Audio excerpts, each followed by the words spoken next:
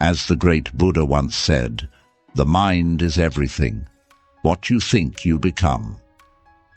With these profound words echoing through the ages, we embark on a journey into the heart of mindfulness and self-mastery. Today, we're diving deep into the world of mindfulness and self-control with 7 powerful Buddhist lessons that challenge us to harness the power of our minds and awaken to our true potential. 1. Taming the monkey mind. The concept of the monkey mind is a fascinating metaphor introduced by the Buddha to describe the restless, unsettled, and uncontrollable nature of the human mind. Buddha beautifully encapsulated this idea when he said, "To enjoy good health, to bring true happiness to one's family, to bring peace to all, one must first discipline and control one's own mind. If a man can control his mind, he can find the way to enlightenment, and all wisdom and virtue will naturally come to him." Imagine for a moment your mind as a playful, mischievous monkey. This monkey is not content with sitting still. It leaps from branch to branch, thought to thought, without pause. It is curious, always seeking, always moving, often leading to a sense of chaos and lack of direction. This restless monkey represents the incessant chatter and whirlwind of thoughts that swirl through our minds at any given moment. Thoughts about the past, worries about the future, judgments about what we're experiencing right now.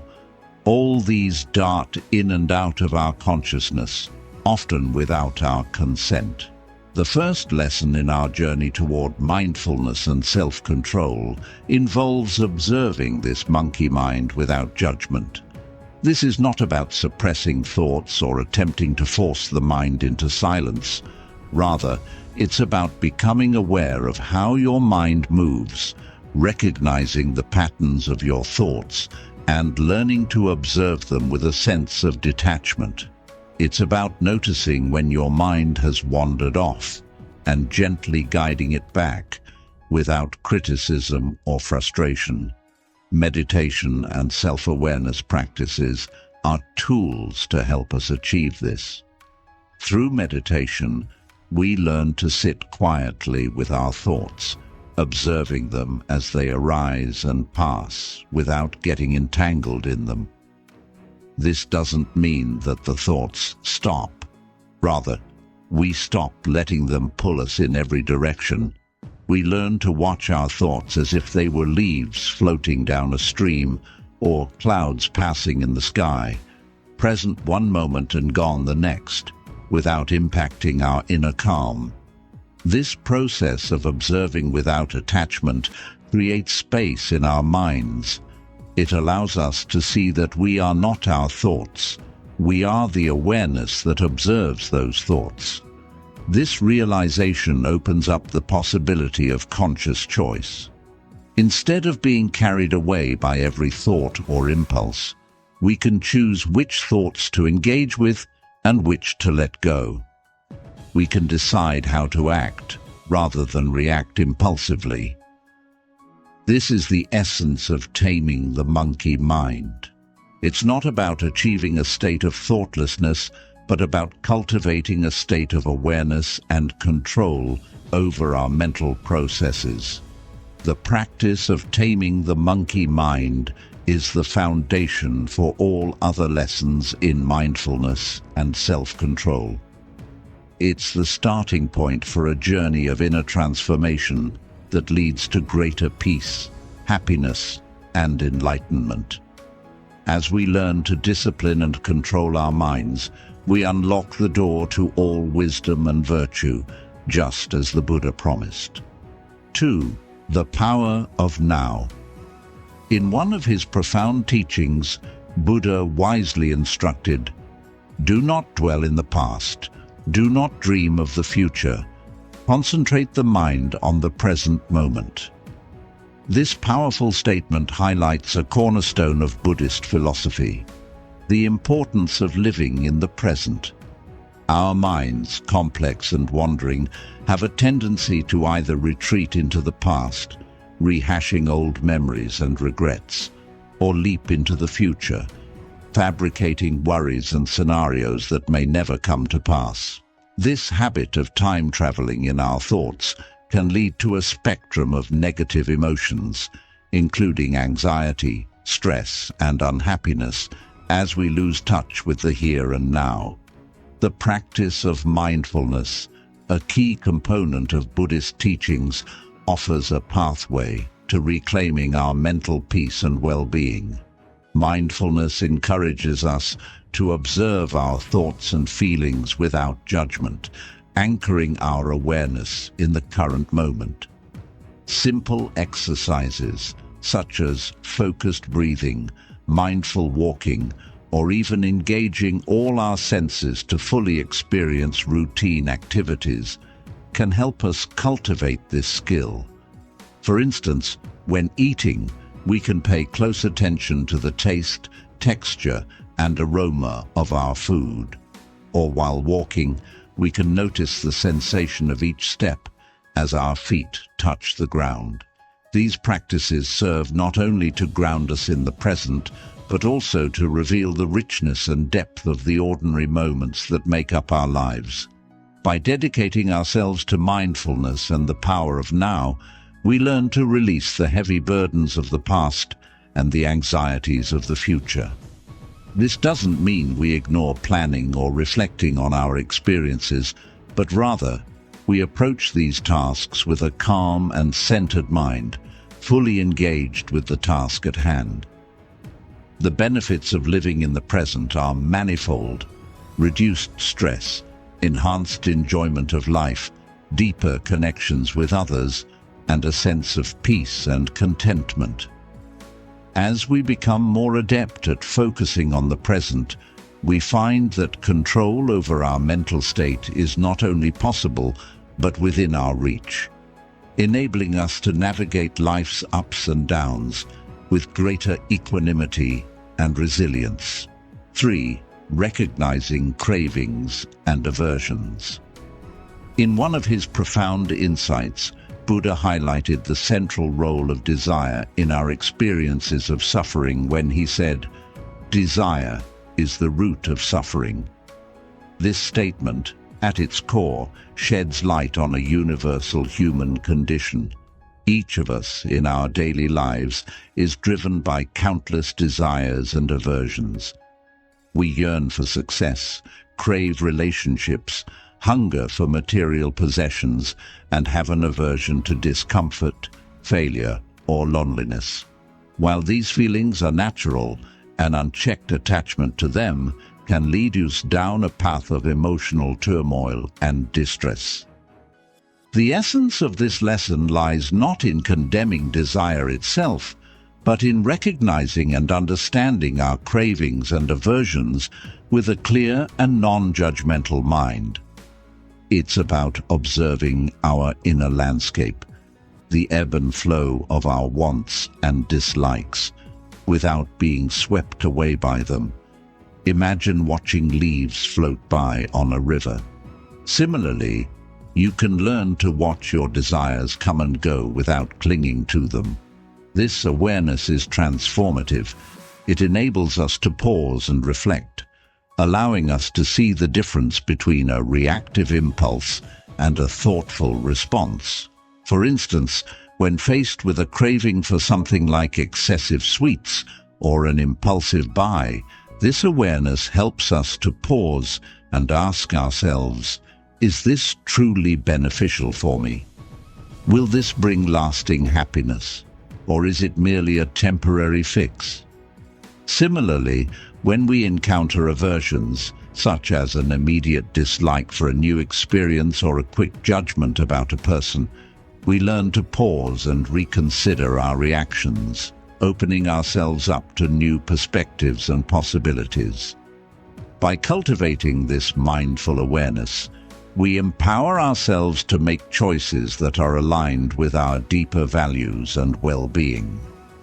We learn to act intentionally, not impulsively, This doesn't mean we suppress or ignore our desires and aversions. Rather, we acknowledge them and then make conscious decisions about how to proceed. This approach reduces our suffering because it frees us from the endless cycle of craving and aversion, leading to a more peaceful and contented life.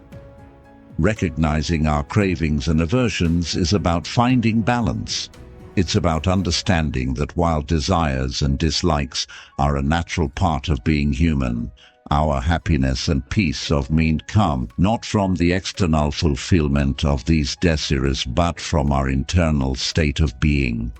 Through this lesson, we learn to navigate the complex terrain of our inner worlds with grace and wisdom, leading to a deeper sense of fulfillment and joy that is not dependent on external circumstances. 4. Non-reactivity. The essence of non-reactivity is captured beautifully in the profound words of the Buddha. You will not be punished for your anger. You will be punished by your anger. This teaching invites us to understand that our emotional responses, particularly anger, can have consequences more harmful to ourselves than to anyone else. It's a reminder that when we let anger control us, we inflict pain and turmoil within our own minds and hearts. Life, unpredictable and often challenging, frequently presents us with situations that can trigger frustration, anger, or disappointment. These are the curveballs that test our ability to maintain mental balance and composure. It's in these moments that the real test of mental control emerges, not in avoiding emotions, but in choosing how we respond to them. Mindfulness and self-compassion are vital tools in cultivating non-reactivity.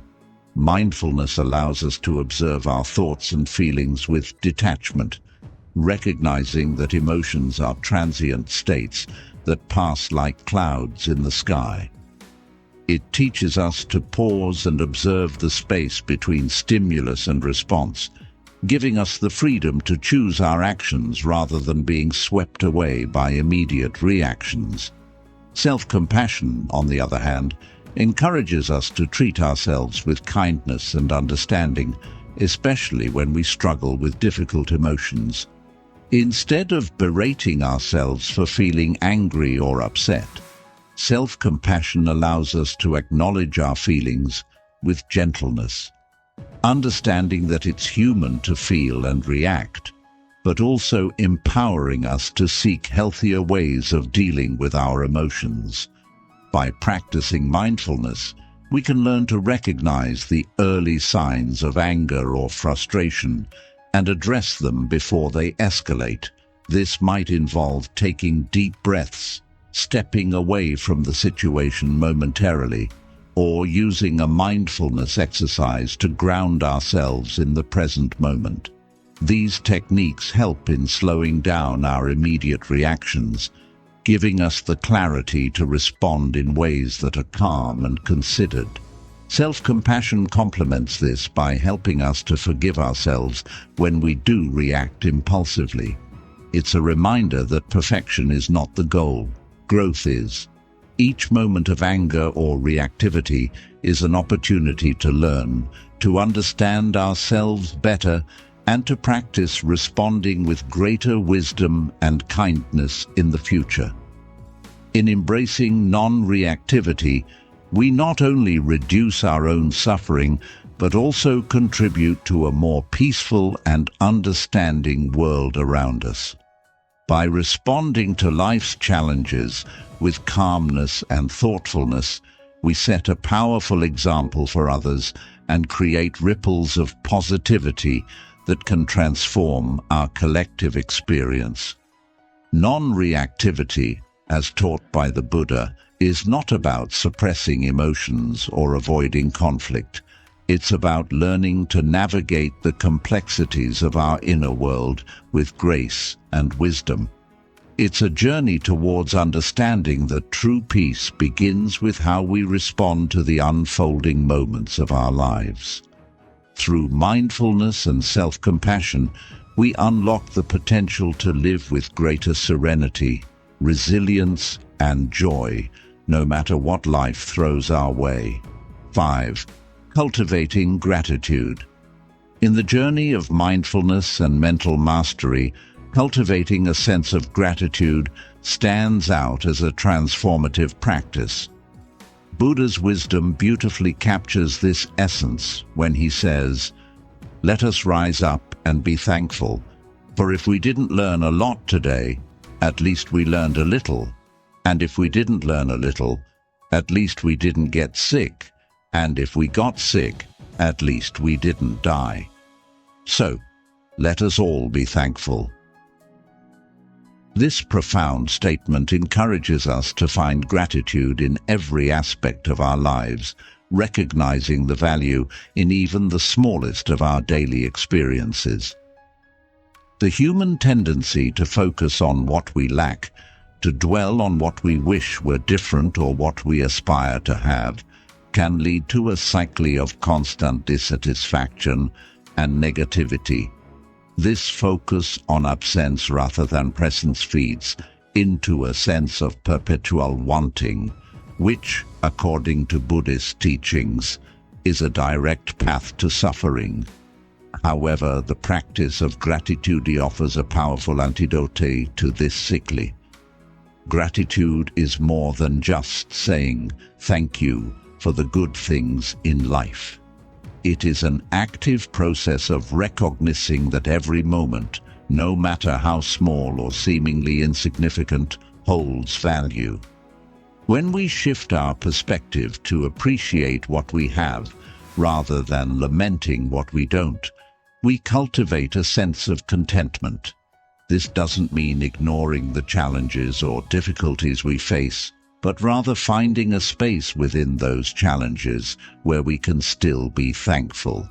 It's about acknowledging the good alongside the bad, understanding that our struggles often lead to growth and learning. By actively practicing gratitude, we nurture a sense of well-being and inner peace. This isn't a denial of pain or difficulty, but a choice to focus on the abundance present in our lives. Such a shift has profound effects not only on our mental state but also on our physical and emotional health. Studies have shown that gratitude can enhance our mood, decrease stress, and even improve our physical health. Cultivating gratitude can start with simple practices such as keeping a gratitude journal where you write down things you're thankful for each day, or making it a habit to think of 3 things you're grateful for every morning or night. Over time, these practices can help to rewire your brain to naturally recognize and appreciate the positive aspects of your life, thereby reducing the hold negative thoughts and feelings may have on you. Gratitude is a key that unlocks the door to a more fulfilling and peaceful life. It encourages us to see the beauty in the ordinary, to take nothing for granted, and to cherish the myriad of blessings that weave through our everyday lives. By embracing gratitude, we not only enrich our own lives, but also bring a greater sense of joy and appreciation into the lives of those around us, fostering a more compassionate and connected world. 6. Forgiveness. In one of his profound teachings, Buddha shared an insightful analogy. Holding on to anger is like grasping a hot coal with the intent of throwing it at someone else. You are the one who gets burned. This analogy vividly illustrates how clinging to anger and resentment ultimately harms us more than anyone else. Think about it this way. When we hold on to anger, it festers within us, consuming our peace of mind and emotional well-being. It's like carrying around a burden that weighs us down, affecting not only our mental state, but also our physical health. Forgiveness, however, offers a powerful antidote to this inner turmoil. It's important to understand that forgiveness doesn't mean condoning or excusing someone's harmful actions. Instead, it's about liberating ourselves from the grip of negativity and resentment. By choosing to forgive, we release the heavy burden of anger and bitterness, freeing our minds from the chains of negativity. This act of self-compassion and letting go not only brings inner peace, but also strengthens our mental resilience. Just as a muscle grows stronger with exercise, our ability to forgive grows stronger with practice. It's a journey of healing and growth, empowering us to cultivate greater compassion, understanding, and peace within ourselves. So, embrace forgiveness as a gift to yourself, allowing it to nourish your soul and uplift your spirit on the path to inner harmony. 7. Patience and perseverance. Buddha, the enlightened one, once imparted his wisdom, stating, "Endurance is one of the most difficult disciplines, but it is to the one who endures that the final victory comes." This profound insight underscores the importance of patience and perseverance in our journey towards mental mastery. Think of mental mastery as embarking on a lifelong expedition rather than reaching a fixed destination. Along this path, you'll encounter numerous obstacles, setbacks, and challenges. These hurdles might come in various forms: internal doubts, external pressures, or unforeseen circumstances, but they are all part of the journey. Picture yourself as a sculptor shaping a block of stone into a masterpiece. Each strike of the chisel requires patience, precision, and unwavering dedication. Similarly, cultivating patience and perseverance in your mental journey entails a continuous process of refinement and growth. It's about embracing the journey itself, acknowledging that progress often comes in small increments rather than sudden leaps. Just as a sculptor doesn't expect the masterpiece to emerge overnight, you shouldn't anticipate instant mastery over your mind. Instead, focus on consistent effort and gradual improvement. Like water wearing away at a stone over time, your dedication will gradually smooth out the rough edges of your mind, unveiling greater clarity and control. There will be moments of frustration and doubt along the way. That's natural. But remember, it's during these challenging times that your patience and perseverance are truly tested. It's easy to give in to discouragement or seek quick fixes, but true growth requires resilience in the face of adversity. So, whenever you feel tempted to give up or take the easy route, remind yourself of the words of the Buddha. Endurance may be difficult, but it is through this endurance that you pave the path to victory, the victory of mastering your own mind. Embrace the journey, stay committed to your practice, and trust in the transformative power of patience and perseverance. With time and dedication, you'll find yourself gradually attaining greater control over your thoughts and emotions, leading to a more fulfilling and harmonious life.